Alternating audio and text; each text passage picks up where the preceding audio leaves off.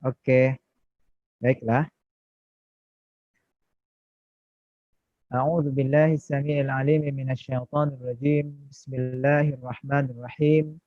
Assalamualaikum warahmatullahi taala wabarakatuh. Waalaikumsalam warahmatullahi wabarakatuh. Innal hamdalillah nahmaduhu wa nasta'inuhu wa nastaghfiruh wa na'udzu billahi min syururi anfusina wa min sayyiati a'malina. May yahdihillahu fala mudilla lahu wa may yudlil fala hadiyalah. Asyhadu an la ilaha illallah wa ahlul 'uqdatam min lisani yafqahu qawli amma ba'du. Segala puji milik Allah. Selalu kita harus bersyukur kepada Allah Subhanahu wa taala atas limpahan rahmat, nikmat, hidayah Allah Subhanahu wa taala sehingga detik ini Allah masih memberikan kesempatan bagi kita untuk kembali mengkaji ilmu-ilmu Allah via online. Kita alihi wasallam. Ananda yang soleh dan soleha, sehat semua ya? Sehat. Harus semangat. Kita harus selalu bersalawat kepada Rasulullah Sallallahu Alaihi Wasallam, menjalankan sunnah-sunnahnya. Karena saat ini sedang viral, ya kan? Ada seorang presiden, ya, presiden Prancis ya, yang menghina Nabi. Alhamdulillah, Ananda diberikan oleh Allah ilmu, Ananda diberikan oleh Allah Subhanahu wa taala orang-orang dekat yang sayang dan cinta kepada Nabi Muhammad sallallahu alaihi wasallam. Oke. Ananda yang soleh dan soleha, pada sore hari ini insya Allah kita masih mengkaji ya tentang hadis yang berhubungan tentang hal-hal yang membatalkan wudhu. Ya, ini terakhir dan penutup dari bab wudhu ya. Ini terakhir dari bab wudhu. Sebelumnya kan kepada Ananda yang soleh dan soleha terkait hal-hal yang membatalkan wudhu. Ya, tapi pada kesempatan kali ini Ustadz akan memaparkan hal-hal yang membatalkan wudhu, menjelaskan yang ditulis oleh Ibnu Hajar Al-Asqalani dalam bab Nawaqidul Wudhu, hadis-hadisnya ya. Kalau sebelumnya itu kan Ustadz menguraikan secara tentang hal-hal yang membatalkan wudhu. Pada kesempatan kali ini Ustadz akan bacakan hadis serta artinya, kemudian terus Ustadz akan menjelaskan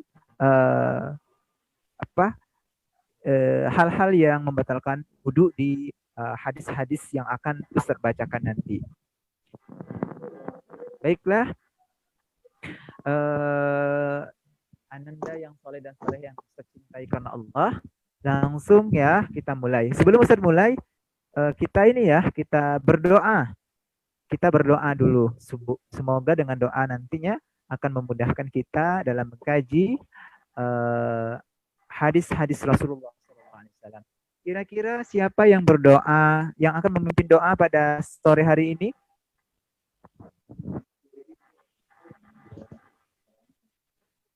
Kita sama-sama aja berdoa ya. Kita sama-sama berdoa ya. Oke. Ista'iddu. Baik.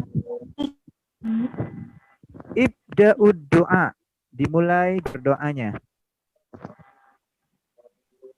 Bismillahirrahmanirrahim.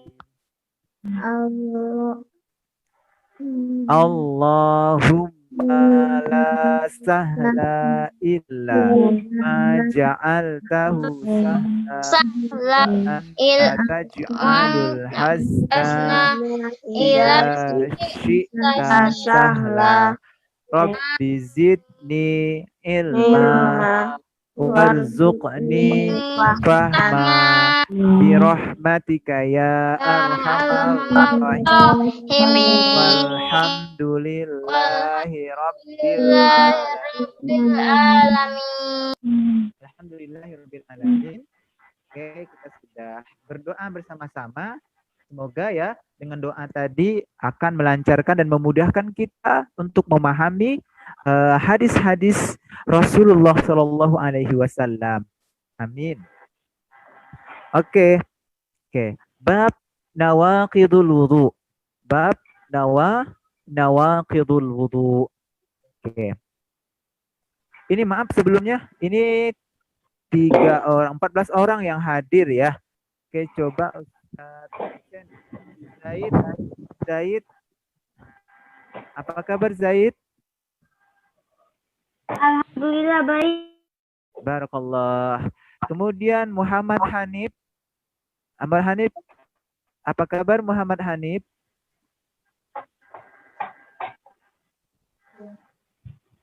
Alhamdulillah baik. Barakallah. Siap ya? Kemudian Imtiaz. Alhamdulillah baik.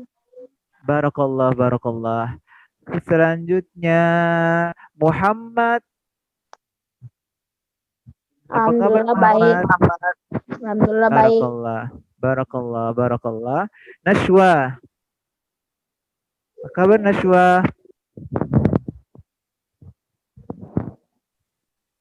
Barakallah Nashwa.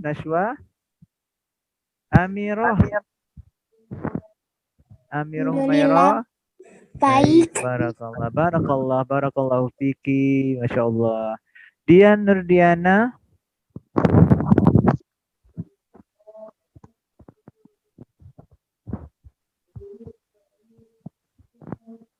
Gifaro. Alhamdulillah baik. Barakallah. Fatin. Alhamdulillah baik. Barakallahu fiki. Nadira.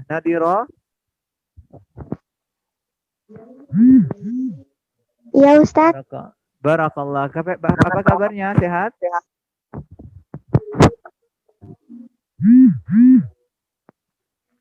Sehat. Barakallah. Naziha Haniah.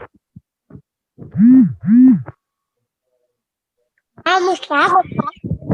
Barakallah. Apa kabar Nak? Sehat? Ananda, Naziha? Alhamdulillah ada khair. Walhamdulillah. Ana bi khairin walhamdulillah. Wa natamanna nahnu jami'an huna fi sihatin wa afiyatin. Amin. Allahumma amin. Naam. Lanjut insyaallah, kita lanjut ya. Oke, kita lanjut. Hadis pertama dari bab wudu. An Anas bin Malik radhiyallahu anhu qala kana ashabu Rasulillah sallallahu alaihi wa alihi wasallam ala ahdihi yantaziruna al-isha hatta takhfiqa ru'usuhum thumma yusallun wa la yatawadda'un. Akhrajahu Abu Dawud wa sahhahahu ad-Darqutni wa asluhu fi Muslim. Bab nawaqidul wudu, bab hal-hal yang membatalkan wudu. Yang pertama, tidur lelap.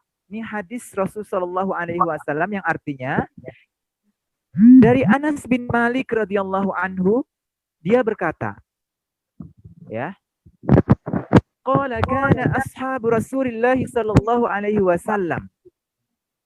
Para sahabat Rasulullah sallallahu alaihi wasallam pada zaman beliau ala ahdihi, pada zaman beliau masih hidup, ya.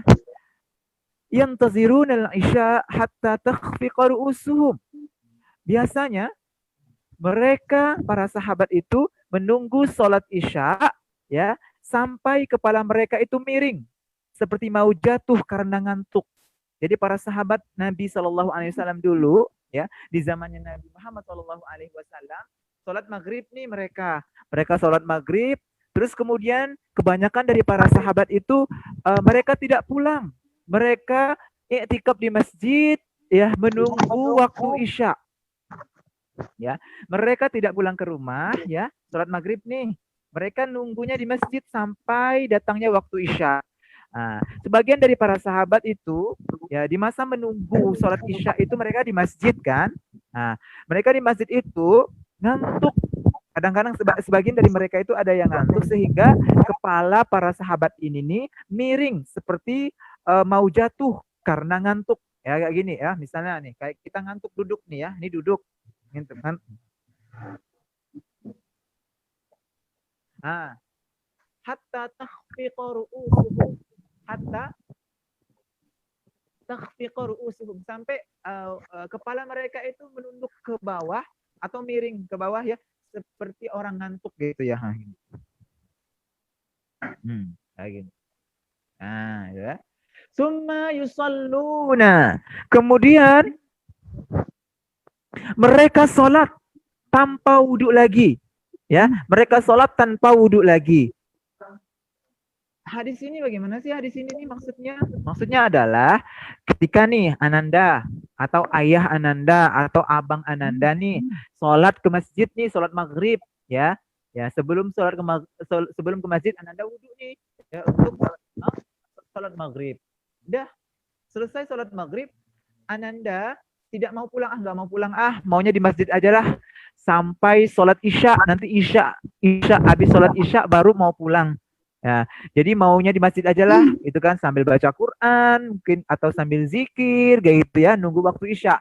Karena antara sholat maghrib dan sholat isya ini waktunya tidak panjang ya, antara menuju ke waktu isya dari setelah sholat maghrib ke waktu isya ini waktunya kan tidak panjang ya. Maunya Ananda di masjid aja lah, gitu kan, sampai datang sholat isya terus kemudian sholat isya. Kalau misalnya nanti Ananda di masjid setelah sholat maghrib tuh Ananda di masjid aja lah kayak gitu kan, duduk sambil zikir, terus kemudian Ananda ngantuk nih ya, tidur begini.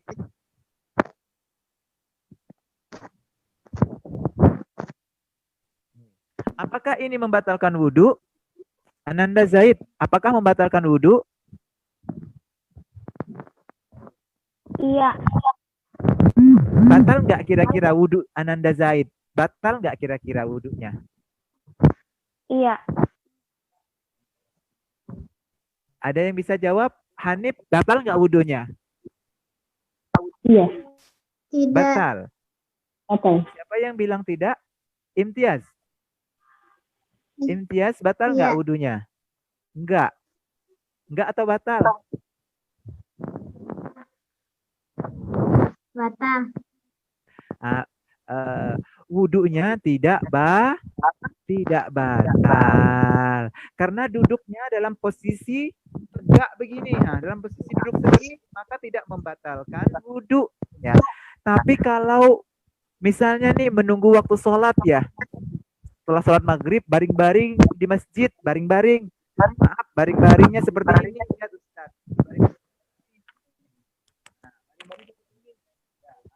Gini.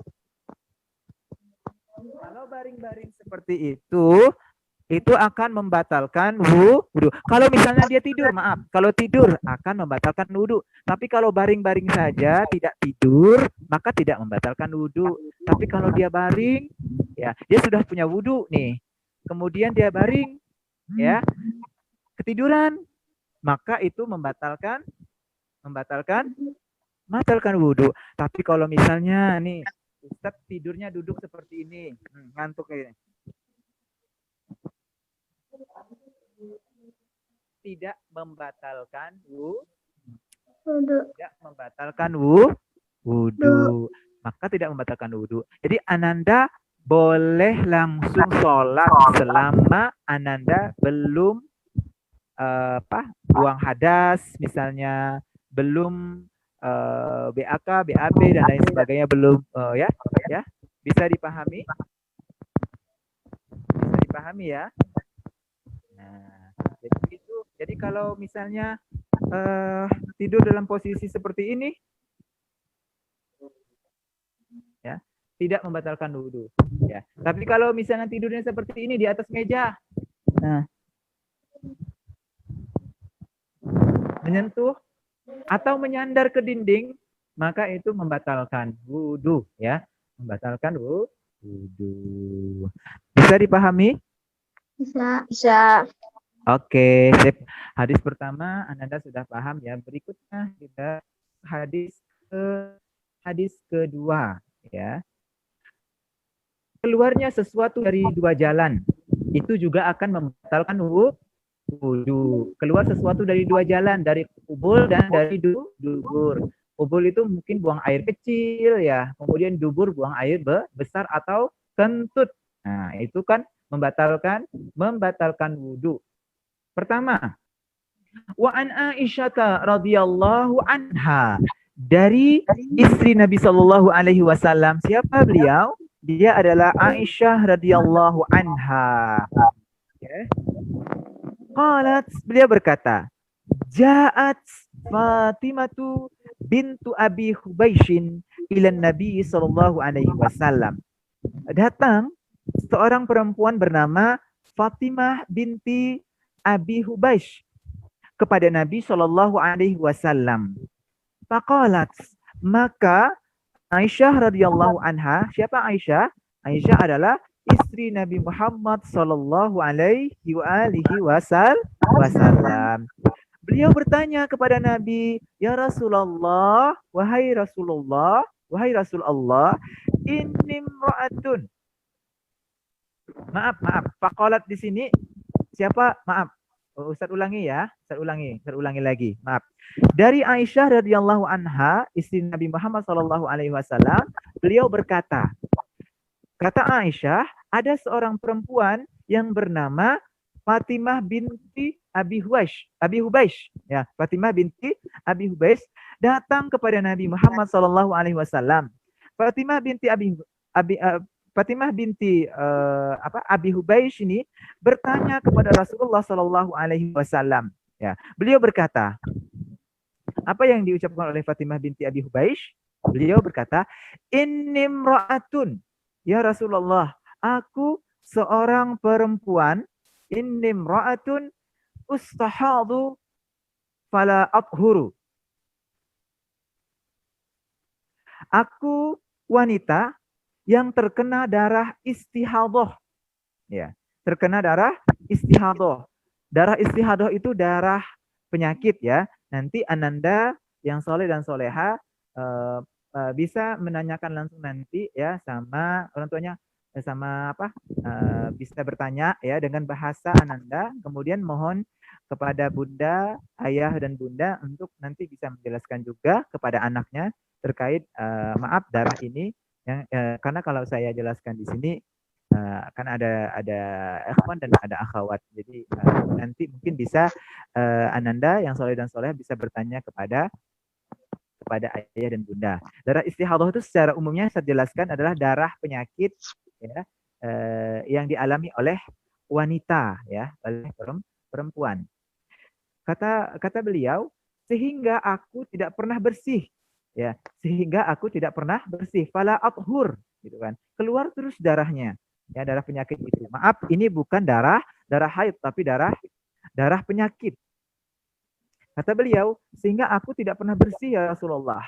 Apa ada ussolata? Apakah aku boleh meninggalkan sholat? Kata beliau. Kata Fatimah bintu Abi Hubaish. Kemudian Rasulullah SAW menjawab, qala, la, tidak. Innama dzalika irqun. Akan tetapi kata Rasulullah SAW, sesungguhnya itu hanyalah sekedar kelainan pada urat, bukan haid. Nah, bukan darah haid. Faida walaysa bihaidin, bukan darah haid. Idza aqbalat haidatuki fada'is salata. Apabila datang haidmu, maka tinggalkanlah salat. Dan apabila waktu haid berlalu, maka cucilah darah itu darimu, lalu sholatlah. Ananda yang soleh dan soleha, ini hadis tentang haid yang dikhususkan untuk akhwat ya, yang dikhususkan untuk hawas pembahasannya yang hanya dialami oleh para wanita ya.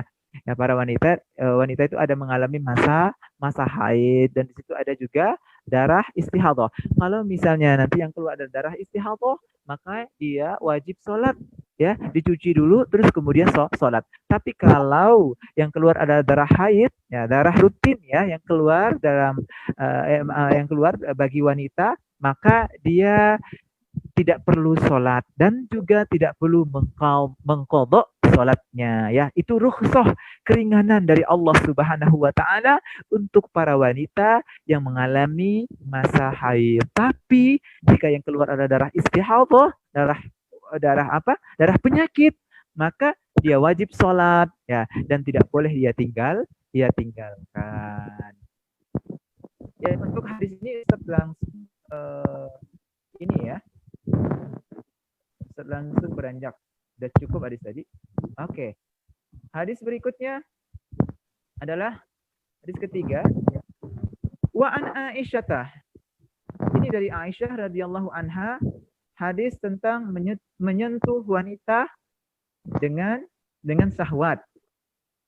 Wa an Aisyah radhiyallahu anha, anna an-nabiyya sallallahu alaihi wa alihi wasallam, anna Nabi sallallahu alaihi wasallam qabbala ba'dha nisaihi thumma kharaja ila sholati wa lam yatawadda.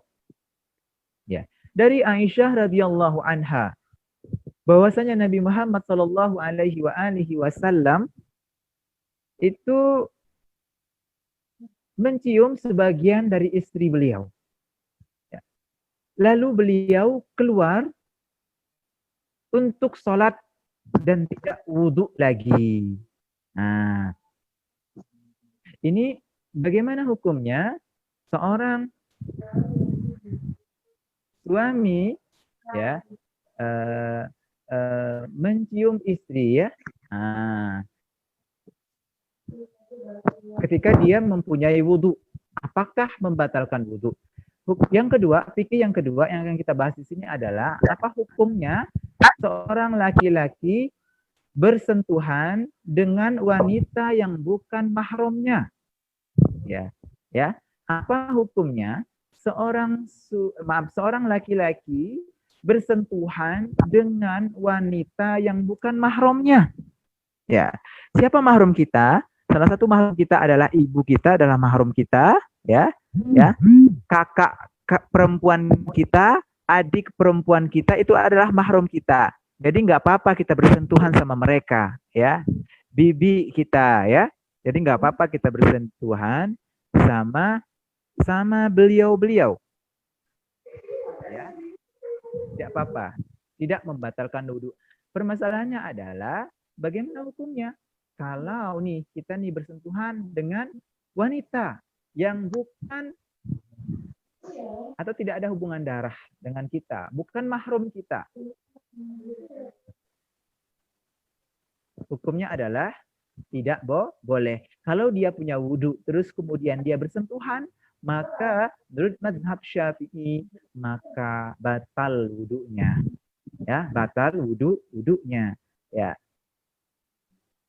Batal wudhunya. Maka Ananda yang soleh dan soleha, baiknya dari sekarang dijaga ya, jangan bersentuhan dengan yang bukan mahram ya, yang bukan mahram. Siapa yang mahram? Mahram itu adalah orang-orang yang diharamkan untuk dinikahi ya. Ibu kan nggak boleh kita nikahi, kakak kandung nggak boleh kita nikahi, bibi juga nggak boleh kita nikahi gitu ya. Nah, orang-orang yang ghairu mahram, yang bukan mahram adalah mereka-mereka yang boleh kita nikahi. Maka ketika kita bersentuh sama mereka ya, maka akan membatalkan wudhu. Ananda nih punya wudhu ya, Ananda punya wudhu. Kemudian Ananda bersalaman nih sama kakak perempuan, apakah membatalkan wudhu? Batalkan. Tidak, betul sekali. Tidak membatalkan wudhu.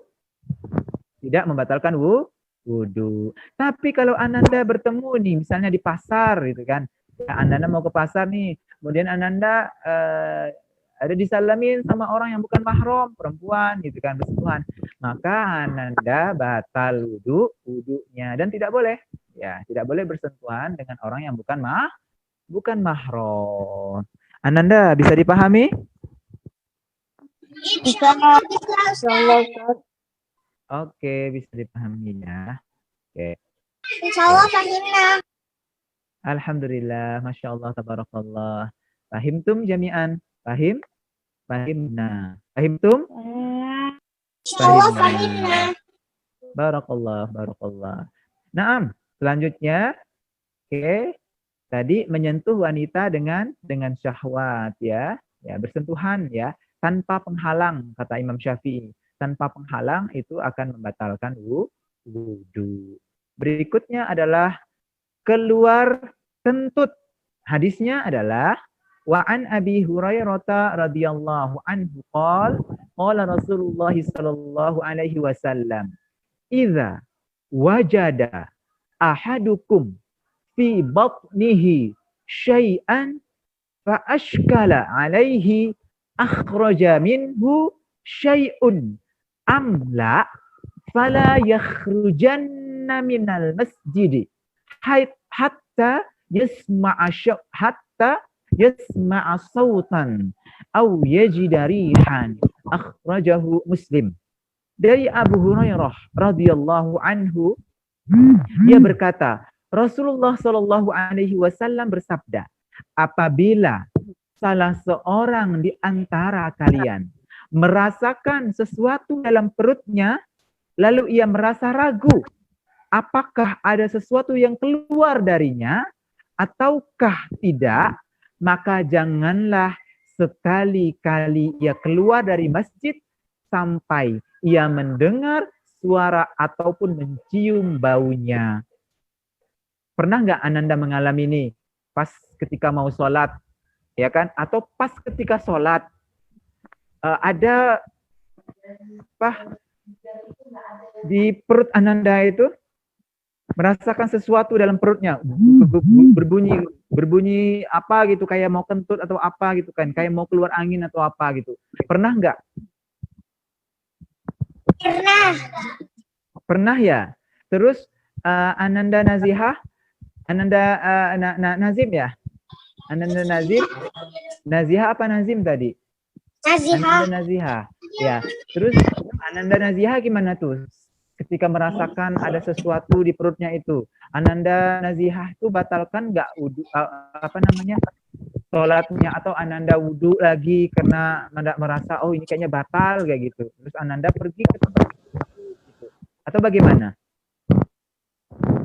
Kalau saya dilanjutin. Oh, dilanjutin. Kenapa Ananda lanjutin? Ananda merasa yakin kalau itu bukan buang angin gitu ya? Ya, soalnya kalau buang angin kadang-kadang suka berasa beda. Masya Allah, barakallahu fiki, benar sekali. Sahih untuk Ananda Nazihah. Jadi kalau Ananda semua yang ada di sini merasakan hal yang sama seperti Ananda Nazihah, kayak ada sesuatu yang di perutnya bunyi-bunyi kayak gitu, apa gitu di perutnya itu, terus Ananda tuh ragu nih, kentut apa bukan ya gitu ya. Kalau Ananda tidak menemukan bau, satu, yang kedua tidak keluar angin, maaf, dari dubur, ya maaf ya, dari lubang belakang itu, gitu kan, tak tercium bau, terus Ananda yakin ini bukan kentut nih, hanya bunyi perut saja, maka Ananda nggak perlu berwudu. Ananda lanjutkan saja sholatnya, ya. Tapi kalau misalnya tercium bau kentut ya udah Ananda harus batal. Ya, Ananda batal dan harus wudu. Anda harus batalkan sholat Ananda. Dan Ananda harus berwudu, kemudian Ananda lanjutkan kembali sholat Ananda. Tapi kalau nih, misalnya, oh ada apa, ragu-ragu. Kalau ragu-ragu, batal. Ragu-ragu ya? Kalau misalnya ragu-ragu, ya udah, kayaknya kentut nih, tadi kayaknya kentut nih. Ya, Ananda yakin kalau itu kentut, Ananda harus batalkan sholat Ananda ya. Tapi kalau Ananda yakin itu bukan kentut, terus nggak ada tercium bau dan lain sebagainya, maka nggak usah Ananda wudu, tetap lanjutkan sholat Ananda. Karena yakin itu tidak akan yakin, harus yakin ya, yakin. Paham ya? Paham. Oke, pahim tum? Insyaallah. Barakallah. Oke. Tadi terkait keluar kentut ya, sudah Ustaz bacakan hadisnya, begitupun terjemahan dan penjelasannya. Berikutnya adalah menyentuh kemaluan dengan syahwat. Ya. Wa an Talq bin Ali radhiyallahu anhu qala rajulun, dari Talq bin Ali, semoga Allah meridhoi beliau, berkata, beliau bertanya, ya.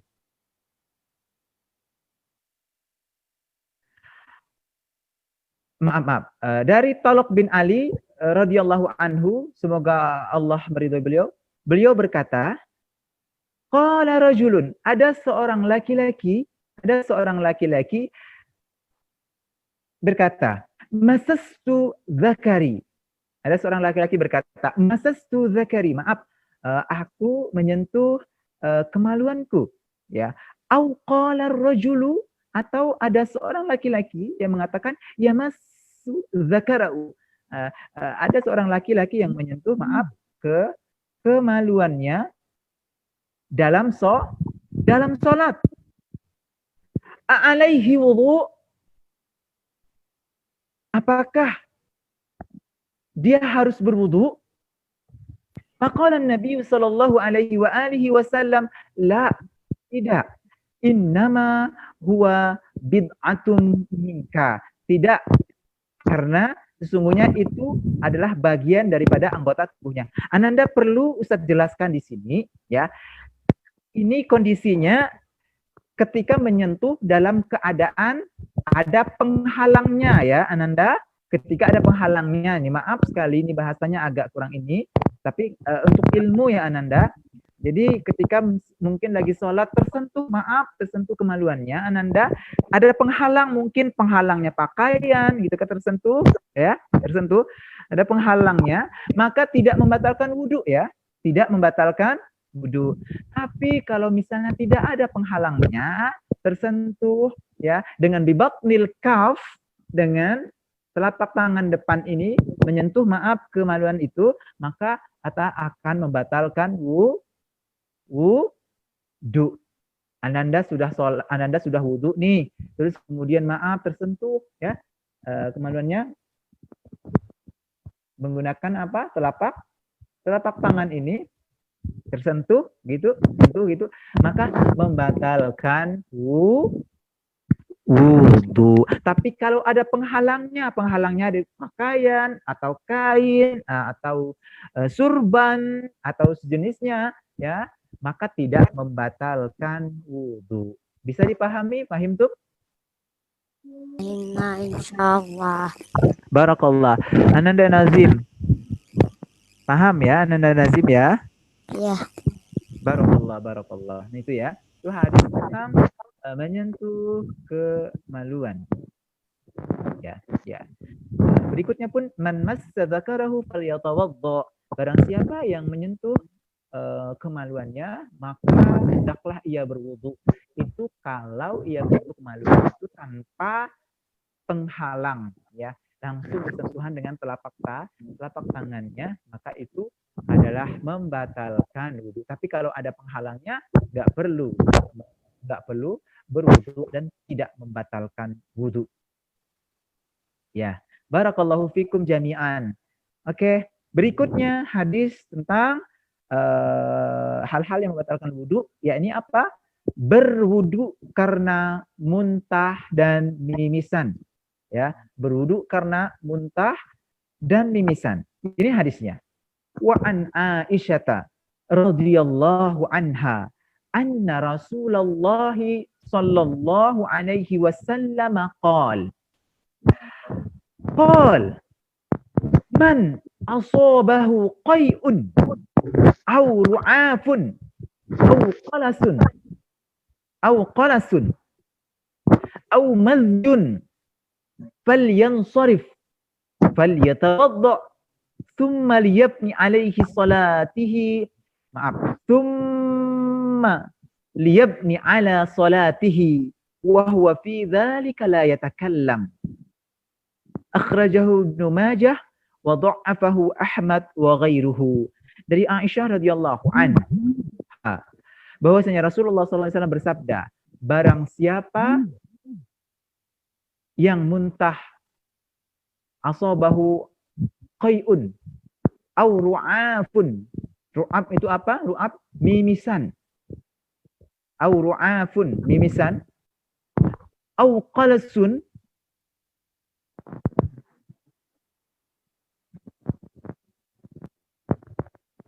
atau keluar busa,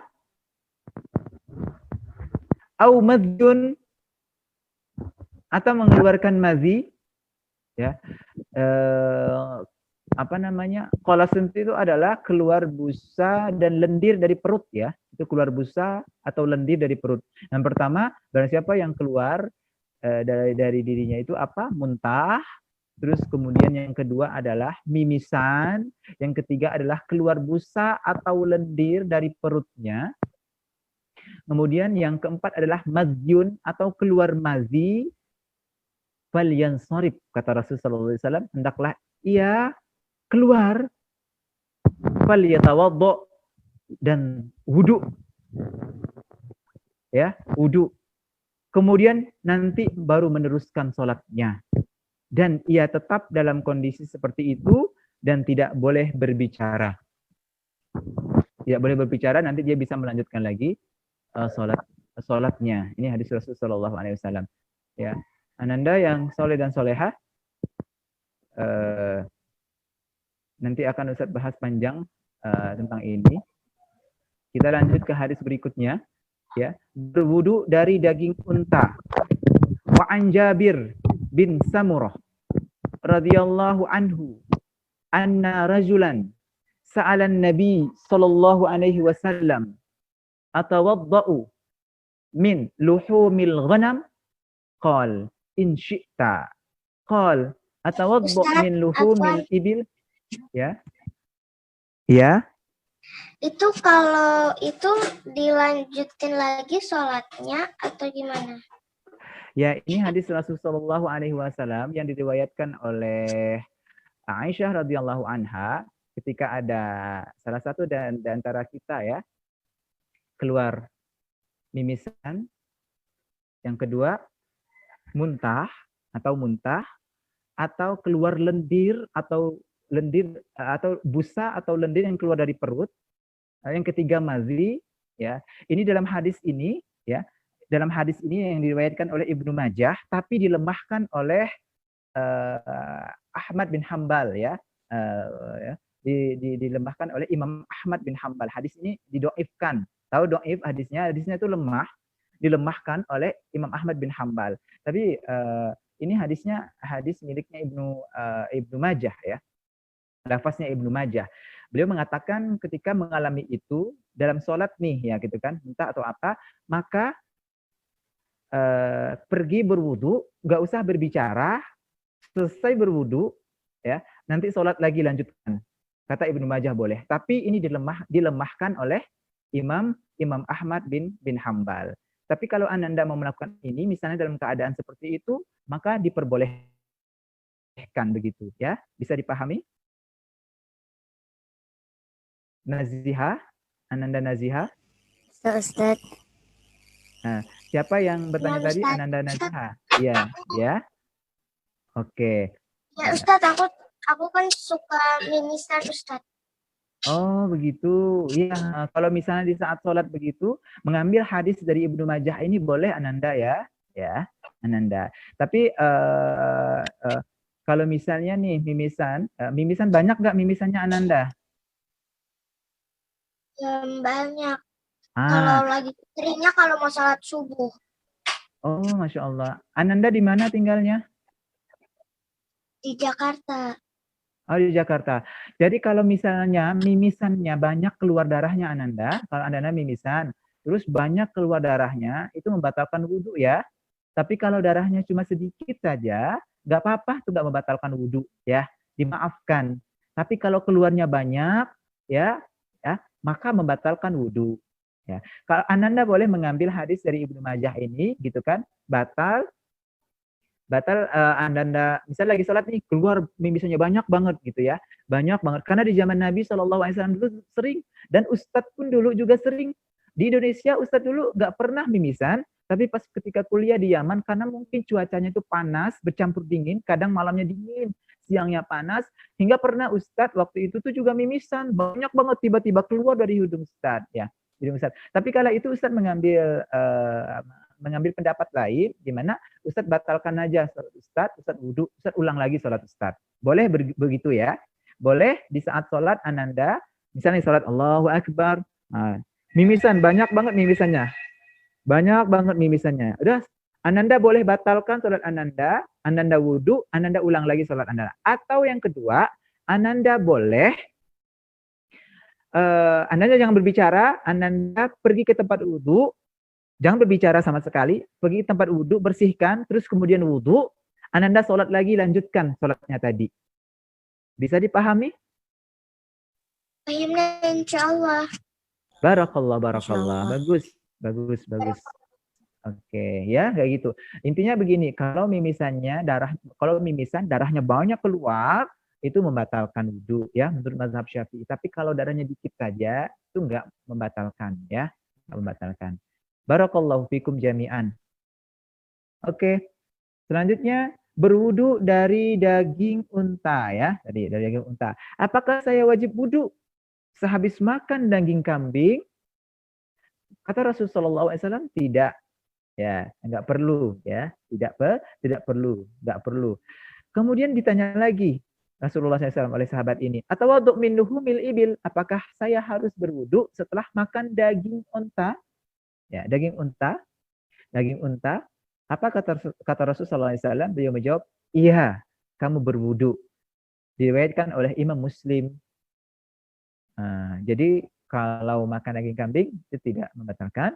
Terus makan daging unta, di hadis ini, lafaznya Imam Muslim ini, wudu kata Rasulullah SAW. Berikutnya, berwudu karena mengusung mayat dan hendak membaca Al-Quran. Ya. Wa an Abi Hurairah radhiyallahu anhu qala Rasulullah sallallahu alaihi wa alihi wasallam, man ghassala maitan falyaghtasil wa man hamalahu falyatawadda. Dari Abi Hurairah radhiyallahu anhu berkata, bahwasanya Rasulullah sallallahu alaihi wa alihi wasallam bersabda, man ghassala maitan falyaghtasil. Barang siapa yang memandikan jenazah, maka hendaklah ia apa? Mandi. Maka hendaklah ia mandi juga. Dan barang siapa yang membawanya, maka hendaklah ia berwudu. Nih, maksudnya bagaimana nih? Ya, misalnya nih, Ananda ikut mengangkat jenazah yang sudah dikafani misalnya. Ya, ada jenazah yang sudah dikafani dan Ananda mengangkatnya, ya, mengangkat jenazah tersebut, baik itu memasukkan ke kerandanya atau mengangkatnya ke ini. Apakah Ananda harus berwudu? Di hadis ini Ananda dianjurkan untuk berwudu, tapi perlu saya sampaikan di sini, ya, ini bukan anjuran wajib dan harus berwudu. Ini adalah perkara sunnah. Baiknya Ananda berwudu, tapi tidak membatalkan wudu. Bisa dipahami? Menyentuh, ya, membawa mayit sebenarnya tidak membatalkan wudu. Ini hadisnya hanya anjuran saja untuk berwudu. Ya, Imam Al-Albani berkata di dalam Al-Irwa, dalam kitab beliau, ini perintah di sini adalah bukan perintah mengandung hukum wajib, tapi mengandung hukum sunnah. Jadi ada riwayat lain gitu ya, yang lebih sahih bahwa para sahabat radhiyallahu anhum ketika membawa jenazah, mereka tidak berwudu lagi. Ya, mereka langsung melakukan sholat karena tidak membatalkan wudu. Maka lebih mengutamakan riwayat-riwayat yang lebih banyak karena riwayat-riwayat tersebut sahih, itu kan menceritakan sahabat Rasulullah SAW ketika membawa jenazah itu beliau-beliau tidak berwudu lagi. Berarti bertanda bahwasanya membawa jenazah itu hukumnya tidak wajib berwudu ya, maaf, tidak membatalkan wudu ya, tidak wajib wudu lagi maksudnya ya. Jadi sunnah saja ya. Kalau mau berwudu boleh, nggak berwudu juga boleh gitu ya. Karena tidak membatalkan wudu. Ya. Sudah punya wudu, kemudian membawa jenazah, maka wudunya tidak batal ya. Ya, hanya sunnah saja, baiknya wudu lagi gitu kan. Kalau nggak wudu, nggak jadi masalah. Bisa dipahami? Ya. Selanjutnya ya, masih ada waktu 5 menit lagi, selanjutkan. Berwudu dari tidur. Wa an Muawiyah radhiyallahu anhu qala Rasulullah SAW, al-ainu wikahus sah. Fa idza namatil ainani istatlaqal wika. Ya. Dari Muawiyah radhiyallahu anhu berkata, bahwasanya Rasulullah SAW bersabda, al-ainu wikahus sah. Mata terbuka seperti ini nih. Wika usah adalah tali pengikat. Ya. Wika usah itu adalah tali pengikat dubur. Ya. Bila mata terpejam karena tidur, maka lepaslah pengikatnya. Jadi maksud hadis ini adalah Ananda yang soleh dan solehah, kalau Ananda tidur nih, kalau Ananda tidur dalam posisi duduk seperti ini, karena kan al-ainu wika usah, sah. Karena mata ini adalah tali pengikat dubur ya. Nah, tali pengikat dubur. Kalau kita duduk begini, maaf ya, kita duduk begini, tidur nih. Kalau mau buang angin itu akan terasa. Kalau mau buang angin akan terasa. Ya, akan terasa. Salah satu yang membatalkan wudu adalah buang angin atau kentut. Ya, atau kentut. Karena salah satu alasannya ya, duduk begini tidak membatalkan wudu adalah karena dia menahan kentut ya. Pasti Ananda kalau mau kentut akan terasa mau kentut nih gitu. Tapi kalau Ananda tidur dalam keadaan berbaring atau dalam keadaan menyandar sehingga dubur terangkat ya, atau pantat Ananda terangkat, sehingga ketika Ananda tidur, Ananda kentut nggak terasa biasanya. Apalagi di saat tidur, ya kan? Di saat tidur berbaring nih, tidur berbaring. Nah, duburnya atau pantatnya itu terangkat gitu. Sehingga ketika Ananda kentut, Ananda nggak sadar karena Ananda tidur dalam keadaan baring. Tapi ketika Ananda tidur dalam keadaan duduk begini, ya, maka tidak membatalkan wudu. Kenapa? Karena kalau kentut itu Ananda pasti tahu, ya. Ananda pasti tahu, ya. Dan terasa. Oh, ini mau kentut nih. Tapi kalau tidur berbaring atau menyandar, ini membatalkan wudu. Jadi kalau misalnya tidur dalam keadaan duduk seperti ini, tidak membatalkan wudu, ya. Nah, Ustadz juga sering tidur seperti ini. Nah, saking ngantuknya, ya, tidak membatalkan wudu. Ya, oke, bisa dipahami? Oke. Nah, udah, dikit lagi hadisnya ya. Kita selesaikan ya. 2 lagi. Nah. Wa an ibni Abbasin radhiyallahu anhu anna Rasulullah SAW qala ya'ti ahadukumus syaitan fi salatihi fayanfukhu fi maq'adatihi fayukhayyalu ilaihi annahu ahdatsa wa lam yuhdits.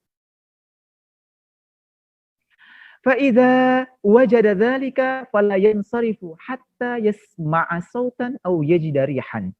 Dari Ibnu Abbas radhiyallahu anhu bahwasanya Rasulullah sallallahu alaihi wasallam bersabda, dia berkata, ya, syaitan itu datang kepada salah seorang di antara kalian dalam sholatnya. Jadi ketika kita sholat pun itu ada syaitan yang suka mengganggu kita. Ya.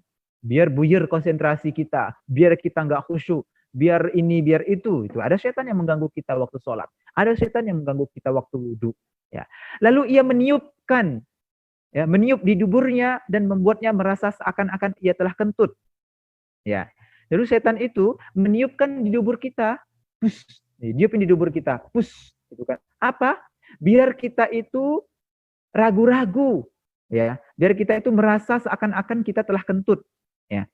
Bila ada yang merasakan semacam itu, ya ragu-ragu nih akan kentut, padahal dia nggak kentut, itu sebenarnya hembusan atau tiupan syaitan yang mengganggu sholat kita. Maka janganlah ia batalkan sholatnya sampai ia mendengar suara atau mencium bau kentut. Ya, itu gangguan syaitan. Maka hati-hati berdoa, a'udzubillahi minasyaitonirrajim, a'udzubillahi minasyaitonirrajim, ya. Karena syaitan itu selalu mengganggu kita. Mau wudhu kita diganggu, mau sholat kita diganggu, sampai dia hembuskan, ya, dia tiupin ke dubur kita, biar kita itu merasa kalau kita tuh kentut. Padahal kita nggak kentut. Ya. Dibuat kita ragu-ragu. Ya. Barakallah. Cukup hadisnya dan waktunya pun habis. Insya Allah pekan depan kita masuk di bab baru, bab adab buang air. Ya, pekan depan kita masuk di adab buang air. Bagaimana masuk kamar mandi, masuk WC, keluar WC, berada di dalam kamar mandi. Bagaimana ketika kita buang air besar, buang air kecil, adab-adabnya insya Allah akan kita bahas pekan depan, ya. Bisa dimengerti, Ananda yang soleh dan soleha? Bisa. Insya Allah. Barakallah. Oke, baiklah. Cukup sampai di sini kajian kita hari ini. Semoga pekan depan Ananda bisa hadir semua, ya. Kita bahas bab tentang buang air, ya. Ustadz, cukupkan sampai di sini. Bertemu di pekan depan dalam keadaan sehat walafiat, ya, sehat jasmani, sehat rohani. Ananda soleh dan soleha semuanya diberikan kekuatan, ya. Amin. Allahumma amin. Oke, Ustadz cukupkan ya sampai di sini, ya. Kita baca doa kafaratul majlis. Subhanallahumma wa bihamdika asyhadu an la ilaha illa anta. Assalamualaikum warahmatullahi taala wabarakatuh. Waalaikumsalam warahmatullahi wabarakatuh. Jazakallah khairan Ustaz. Jazakallah khairan Ustaz. Wa fikum jami'an, wa fikum jami'an, wa fikum jami'an. Oke, assalamualaikum.